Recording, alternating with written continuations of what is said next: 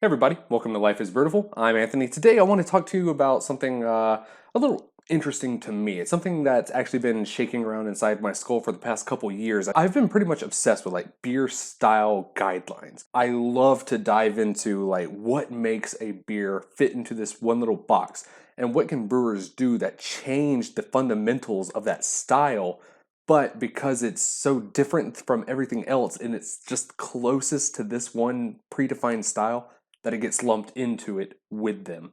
I want to just kind of ramble about, and I'm not trying to necessarily answer this, just kind of pick my brain a little bit and just see kind of where I land on this debate. Are kettle sours their own unique style? So, to provide just a little bit of context, kettle sours are oftentimes just lumped in with other generic sour beers, despite the fact that you could have one Goza. Let's take Goza for example. Most likely, this one was kettle soured, right? But if we took it and we compared it to historical examples of Gozas, they're drastically different than the modern day American kettle sour interpretation. So much so that if you travel to Leipzig, if you travel to Goslar, and then you try an American Goza, you would be very, very hard pressed to be able to put those two into the same box. And a lot of that comes down to how kettle sours are made. For a traditional Goza, you oftentimes have a pretty long brew process where it goes through several different phases of maturation. And that's because it takes time for the wild souring microbes to really get in and develop and perform a very subtle but noticeable acidity. It's not bright and lemony and like Sour Patch Candy or sour candy type intensity. It's very subtle. It's just a wine like tartness without that bitter tannic touch. It is just a completely different experience. Additionally, some brewers will let a bit of Brett, either purposely or not purposely, just that's how it's historically been done, kind of go a little bit wild and produce a little bit more of a complex character, a touch of funk. We're getting a little bit more acidity, but it's just different than kettle sours. If we look at how kettle sour gozas are brewed, much differently. And to split hairs even further, we're going to include like quick sour beers into that, which maybe should be a topic all of its own sometime in the future. When we're talking about our kettle sours and quick sour gozas, we're talking about going full lactic fermentation in days, maybe 72 hours.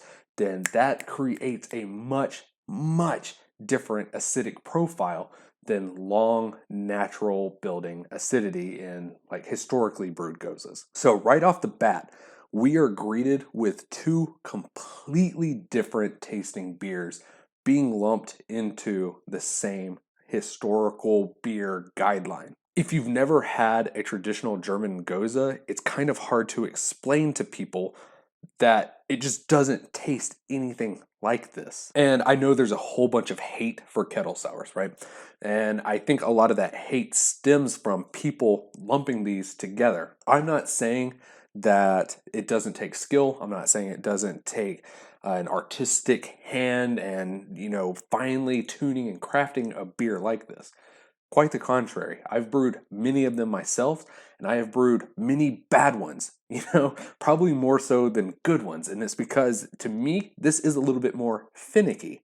Because if something goes wrong for like a couple hours, that's devastating. Where with this one, you have time and you can kind of taste it along the way and you can try to correct your path, Definitely a lot more chaotic, but the process is just so different to the point where I don't think they should be lumped in together. Oftentimes I wonder, what does it mean to make a beer style? What does it mean to actually create definitions? For me, what it means to create a beer style, I would need a historical aspect to it. And you know what? Kettle Sour meets that, in my opinion. Yeah, it might not be that old and the movement might have, just kind of gotten into its stride, but there is a precedent for that. It's new, but it's different, and there was a whole movement around it, and it's being populated and replicated, which leads me to the second one. It has to be replicated. You could do something completely weird, wild, off the fucking, out of the box. But if people aren't replicating it and they aren't able to mass produce it, it's not necessarily a new style.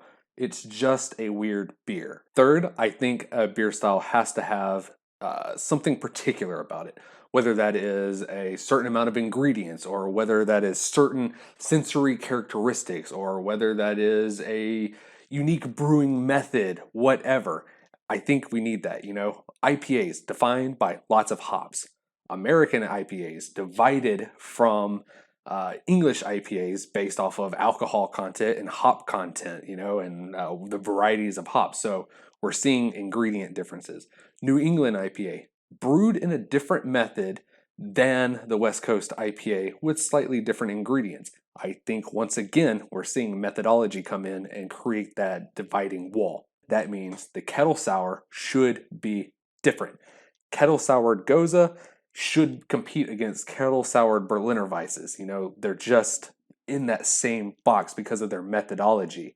And you can split that and break that down as far as you want, but a kettled sour Goza should not compete with a traditional German style Goza. They're just too different in both sensory characteristics and different in actual production methodology. Now, I know this sounds like the rantings and ravings of a madman, but fortunately, I am not alone.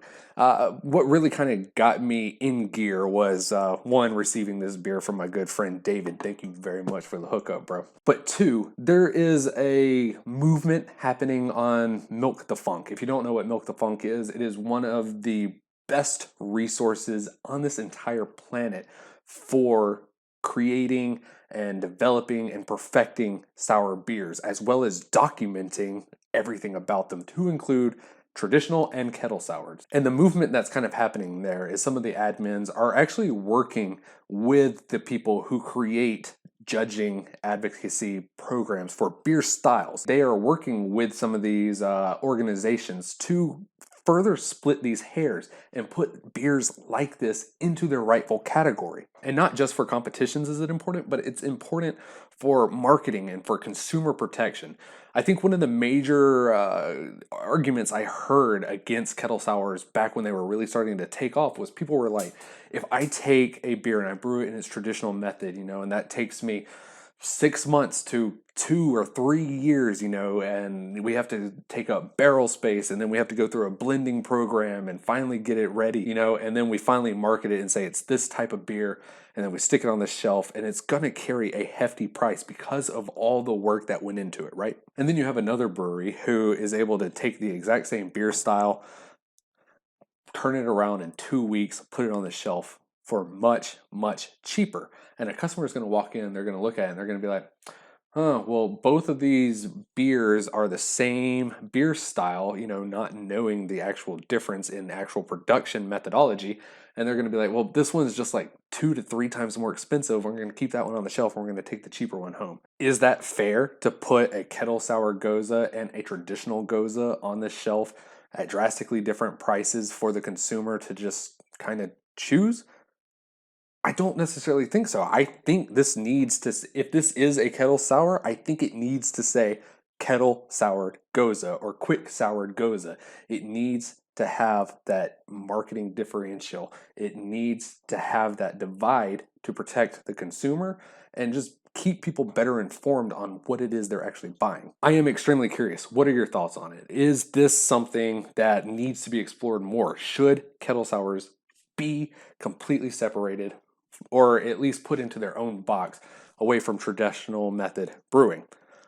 Is this not a problem at all? Should people just get over it? That's something I would love to hear your opinion on, and I would like to know why you think that way. Man, that was weird. I haven't done a video like that in a very long time. Thank you very much for watching, everybody. I really hope you enjoyed, and I seriously, I want to hear your feedback. So thank you very much. Like, comment, subscribe. Remember, there is a story in every bottle, and that life is beautiful. Cheers, my friends.